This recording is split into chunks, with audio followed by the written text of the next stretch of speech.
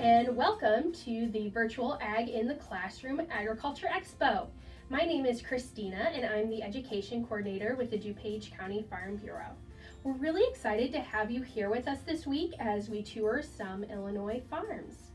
Now, before I send you on your way to watch these virtual field trips, I wanted to spend some time with you to talk about Illinois' soils and growing climate and why agriculture is such an important part of our state.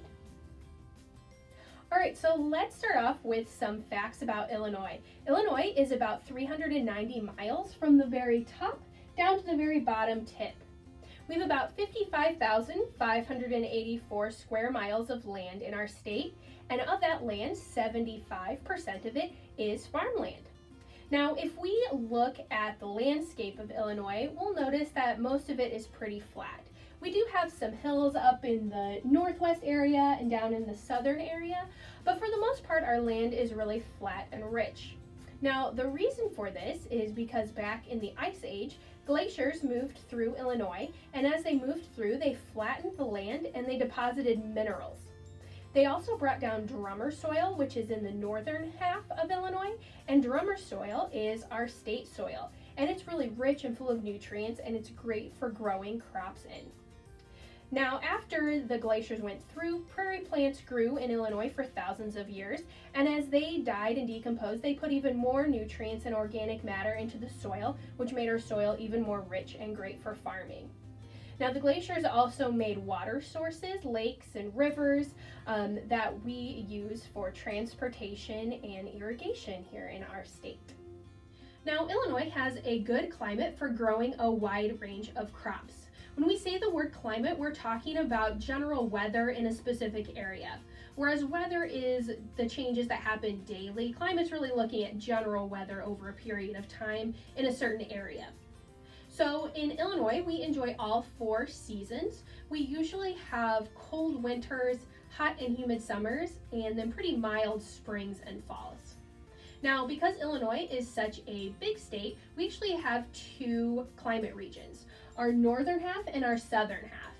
Now, in the northern half where we live, our temperature and weather conditions are usually cooler, and we usually get more snow than the southern half that's usually warmer. And so our temperature will usually vary about 10 degrees between the north and the south.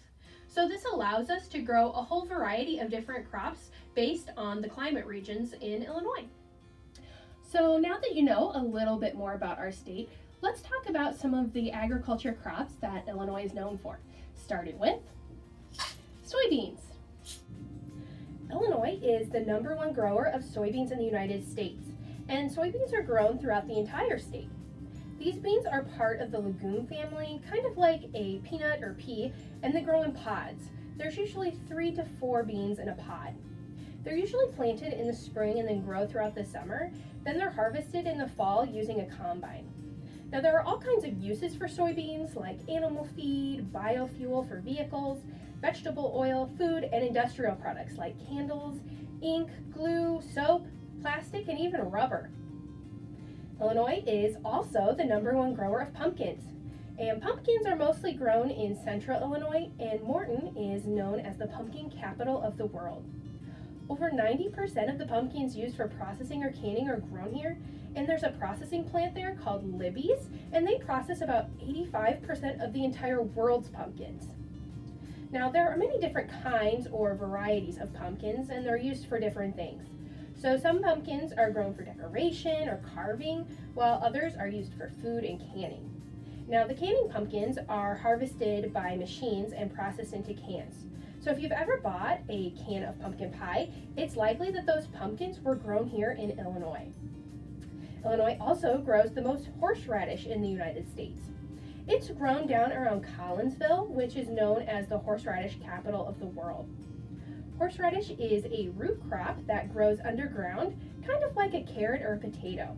And horseradish was actually brought to Illinois by German settlers in the 1800s, and it's been growing here ever since. You've probably seen horseradish used as a condiment that comes in a jar, and if you've ever tried it, you know that it's pretty spicy. We also grow a lot of field corn here. Illinois ranks second in field corn production behind Iowa. Now, field corn is different from popcorn or sweet corn that you eat. The kind of corn that you buy at the store to eat that's either canned or frozen or comes on the cob, that's sweet corn, and it's harvested while the kernels are still soft and full of sugar. Now, field corn is harvested when it's dry and the kernels are full of starch. And we use field corn as an ingredient for a lot of different things, like animal feed and ethanol, which is added to our fuel to reduce emissions, starch, oil, and sugar. The starch, oil, and sugars are used to make products like cereal and candy and mayonnaise, cooking oil, and even things like paint, wallpaper, and plastic. So field corn is an ingredient in thousands of different items. So these are just some of the crops that Illinois is known for. We grow a lot of other fruits and vegetables here, things like apples and peaches and berries, or potatoes and peppers, and even things like Christmas trees and flowers. We also raise a lot of different animals or livestock, and these are things like cows and pigs and chickens and even bees.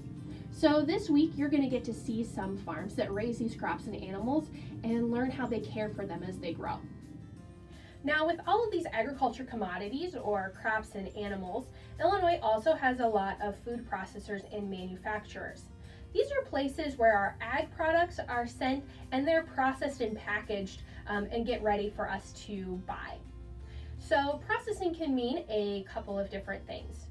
It can mean things like canning or freezing, or it can mean we're taking our agriculture commodity and turning it into something else. So an example of this would be our wheat. If we harvest wheat and we get the kernels, we can grind those kernels down into flour. And then that flour is made into a bunch of different things like bread or crackers or baked goods.